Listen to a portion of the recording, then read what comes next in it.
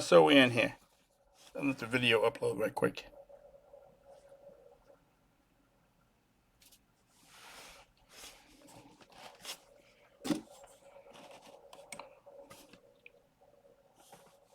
Okay. This is Trump and the global economy. Trump and the GE. Now that Steph and Klay are washed, can Mark Jackson coach the Warriors again? Obviously, it's a sort of a clickbait title. Steph and Klay aren't washed. They can never be washed in my eyes. They're great players. They give a lot to the Warriors, two of the best shooters ever in the league, and probably the best combination of shooters ever in the NBA, hands down. But the Warriors are struggling right now, and the NBA season just started, and there's always these narratives that kind of materialize around the 25, 30 game mark. You start to see some young teams who start to emerge, and some of the so-called veteran teams start to fall down. But we expected to see Memphis do well this year, and they were coming on after the return of Ja Morant, who just got hurt. You expect to see the Pelicans outshine this year with Brandon Ingram and Williamson, assuming Zion can play, 60 games this year, or 65 games this year without taking time off or without getting hurt. He's constantly been injured. So, but the other thing is the Warriors are falling apart. I think they're 17-20. The season ended today. They would miss the playoffs, which is pretty hard to do given that 10 teams make the playoffs. The NBA has made it a lot easier to make the playoffs and make it seem like these teams are successful, but it seems like they're fighting over a playoff spot with Houston, the Lakers, Phoenix, and Utah, and they've gotten help with Ja getting hurt, so now Memphis is not in it. I think Houston could kind of fall down because they're just so young. They're just young; they haven't really done it before. But the thing about the Warriors is that not only are they not in the playoff picture, but not only that they have a losing season, but they're not competing. It's hard to do the math as to how they could improve. They're not the best defensive team in the league, and they're no longer the best offensive team in the league, which is hard. It's hard to get your head around, given that they've had Steph Curry and Klay Thompson for all these years, who've been very, very efficient and dead-eye jump shooters. They got slapped by the Pelicans by 36 points the other night, and Steve Kerr, he gave a post-game interview where he said the team had lost its spirit and lost its confidence, and he suggested that the loss of Chris Paul, who hurt his hand, and Draymond Green being out, Dirty Dre being out, has hurt the team. Dirty Dre's been suspended. He's coming back. He's kind of trying to work himself into shape again. But the fact that those guys tend to be more vocal and more excitable and energize the team has hurt the team, which I find it hard to believe. I don't think 38-year-old Chris Paul can help the Warriors much. I don't think Dirty Dre, who averaged 7 points and 7 rebounds this season that Steph and Klay were out, can do much to help the team. He's gotten more attention for his antics on the court than for his actual play. Constantly kicking guys and swinging at guys and doing podcasts and running his mouth and doing everything but playing basketball. But here's what Kendrick Perkins had to say about Steve Kerr's take on the Warriors' woeful play.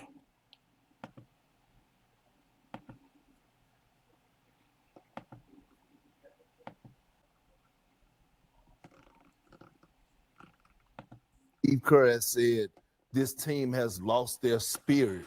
They lost their confidence, right? Steve Kerr is getting exposed. We saw the Pelicans, they were ready to play. We saw the Pelicans going for the 50-50 balls. We saw the Pelicans contesting jump shots. We saw Toronto go in a couple nights before and put up 133 on them. 133 in Chase Arena. So what do you So here's the thing, right? The spirit comes from the coach, right? The spirit comes from the coach. Look, stay with me. As a guy that's been in the locker room, went to 5 NBA finals, I know the spirit The energy comes from what your coach is saying at practices and in the film room. It's almost like when you go.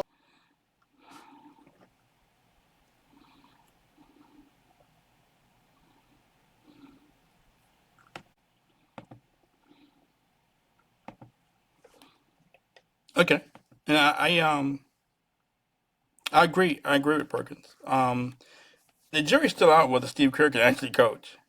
He inherited a playoff caliber team from Mark Jackson. He took over from Mark Jackson, a team that had already gone to the playoffs with a young Steph Curry and young Klay Thompson who had been battle tested. So it's not clear that Steve Kerr can actually coach. And now that the spotlight is on the Warriors, because they just won the championship the year before last. So what's the problem all of a sudden? Pretty much the same crew. You got Curry, Steph, Jordan Poole's not there. You got Andrew Wiggins, Kaminga, Kevin Looney. So the jury's still out whether Steve Kerr can actually coach. And now that he's about to get exposed even further, the Warriors want to dismantle the team in order to protect Steve Kerr and his inability to coach. He's won, got a lot of accolades for his coaching. I think he got off to the fastest start of any coach in history. Won the NBA title his first year because of his great coaching ability. Apparently, do it now, Steve Kerr. Do it now. With no guarantee, no. The jury's still out whether he can actually coach. So here's the tale of the tape. I mean, what's going on with the Warriors? Steph Curry and Klay Thompson have been playing out of their minds over the past decade, pulling them from the hash mark, running the pick and roll. That's not normal what those guys were doing. And now they're playing like mere mortals, and the Warriors can't compete. So I think the fact that they shot the ball so well, Steph did a lot of flopping. It masks a lot of problems with the Warriors. You just can't rely on Steph and Klay to pull it from the hash mark every game and they hit 8 to 10 3-pointers every game. You can't rely on that. And they relied on it, and now it's come to an end. Steph is averaging 27 points a game this year. He's shooting 45% from the field, 40% from the three-point line, which is great. Excellent. 40% is excellent, but 45% from the field, he could be a little more efficient than that. Klay is averaging 14 points a game, which is woeful for Klay. Shooting 43% from the field, 39% from three-point line, from three-point range, which is excellent. 43% from the field is not cutting it. And he's just not Klay Thompson he's been over the past decade. He got hurt a couple years ago against Toronto in the NBA Finals. Terrible knee injuries. He fought back. He needs to be commended for that, for fighting back and working himself back into shape and getting back on the court. There's no guarantee he could ever be this Klay Thompson.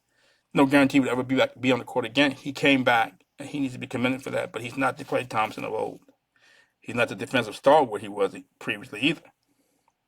That's the other thing. He was a great defensive player, probably one of the top 1 or 2 defensive two guards in the league. So he's not known for his defense anymore. The other thing about the Warriors is that they've done a lot of odd stuff, and the owner seems to think he's smarter than everybody else. He brought the team to won the NBA championship, and he would not stop talking. I think his name is Joe Lacob. He wouldn't shut up about how smart he was and how great he was, and the analytics team they had, and blah blah blah blah blah. They've done a lot of weird stuff over the years in terms of like letting big guys go, quality big men. They let Chris Dudley go. It's a great rebounder. Could post up. I couldn't believe it. Let him go. A lot of guys who still have quality years in the tank. Let Chris Dudley go. They let Andrew Bogut go. 6'11", 7-foot guy. Festus Ezeli, Maurice Spates, DeMarcus Cousins. So we let a lot of quality big guys go as if they're easily replaceable. It's hard to replace size in this league with the league expansion. To have guys 6'9", 6'10", 6'11" who are strong in the post, can post up, and can get you baskets in the post and protect the rim. Those guys are a premium, and they've had lots of them, a plethora of big guys who they seem to not put a lot of value on because they have Steph and Klay. And then, Draymond, they're trying to build, it seemed like those were the big three. And again, Steph and Klay mask a lot of problems, and they paper over a lot of other problems that the team, a normal team, would have. So they let a lot of big guys go. They drafted James Wiseman #1 a couple years ago. They let him go. I'm like, are these people crazy? I don't know what the problem with James Wiseman was, but they could have worked with him. That's the coach's job, to work with this guy, to develop this guy. Now they're looking for a quality big man who can score. 7-foot big men don't grow on trees. Wiseman was young, 18, 19 years old, but he had a lot of potential.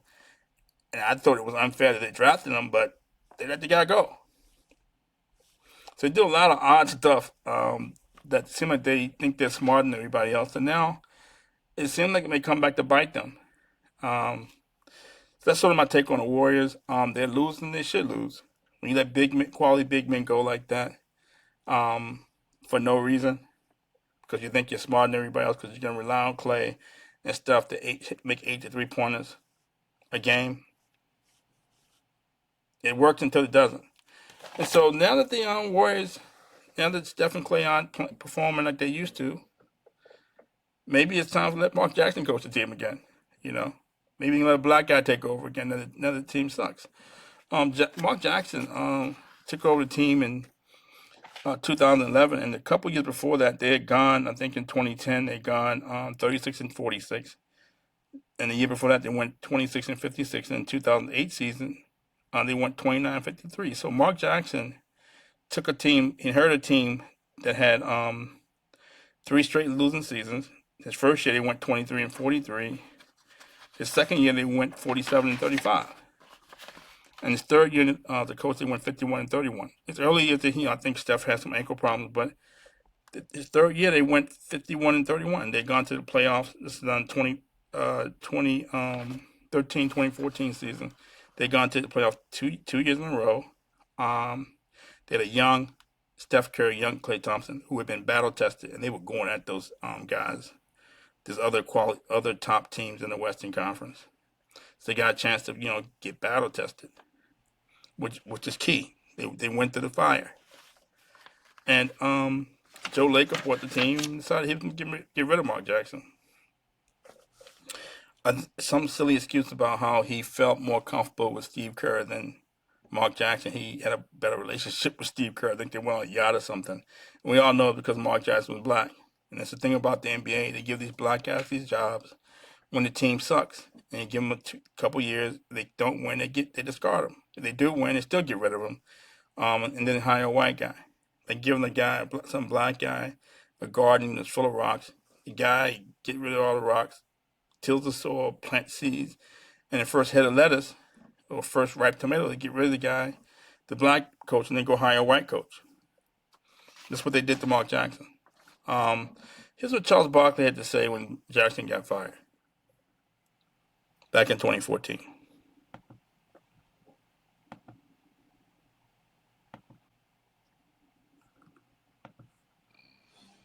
You had mentioned this last night too, Charles. And we had, even while Golden State was still playing, when he was saying, "Hey, I'm coaching for my life here," and that kind of thing. I have no idea why he was coaching for his life.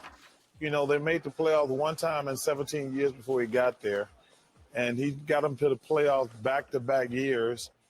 They were not the team that was going to beat the Clippers. The Clippers had a better team, and they were minus Bogut.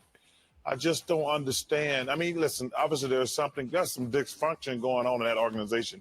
They fired coaches during the season. They had coaches taping each other.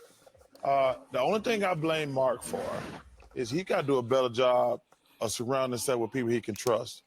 You can't my assistant coaches, they got to be with us. They can't be saying things behind our back why I got to fire them during the season.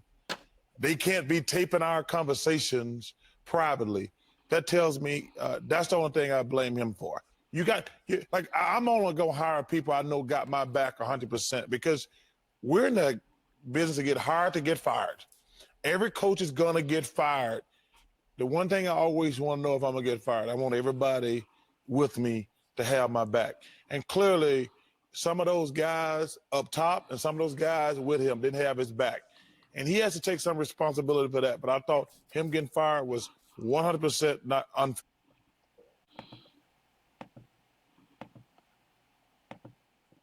Okay, I totally agree with Charles. And that was a visceral reaction from Barkley. And you see these black coaches get fired in sports, baseball, football, basketball, what have you. That was probably one of the worst firings I've seen. And the Warriors made up all kinds of excuses. All this weird stuff was happening. Mark Jackson didn't want to do this. He didn't want to do that. He didn't want to take outside counsel. Didn't want to listen to senior management. They made up all kinds of excuses why they had to get rid of Mark Jackson. And Jackson hasn't gotten a head coaching job since. And I think he's kind of implied that that the Warriors may have muddied the waters for him in terms of making it seem like he was too religious or he was hard to get along with, so on and so forth. But they made up all kinds of excuses why Mark Jackson couldn't be the coach anymore after the team started winning. When they were losing, it was all good. And to me, this is chicken come home to roost. And I don't really blame Steve Kerr.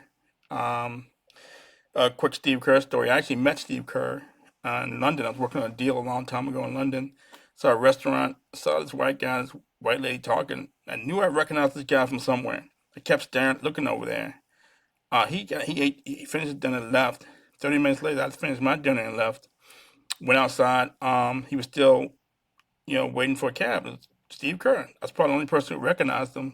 Spoke to him for like 5 or 6 minutes. He was real cool. He was finishing up. He was in the latter part of his career with either the San Antonio Spurs or the Phoenix Suns. I can't remember which one. But I asked him what he wanted to do when he finished playing. He said he wanted to become a coach. Now he's a coach. He did the job he's supposed to do. But he's a good guy.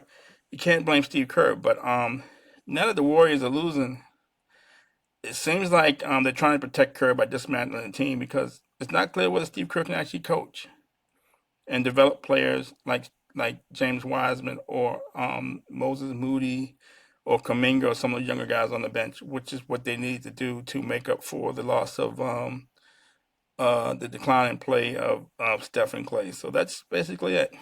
I would look for the Warriors to hire a black guy now the team sucks and let him build the team up again and go hire another white guy and give him all the credit. So that's on Trump and the GE. Now that Steph and Klay are washed, can Mark Jackson coach the team again? Thank you.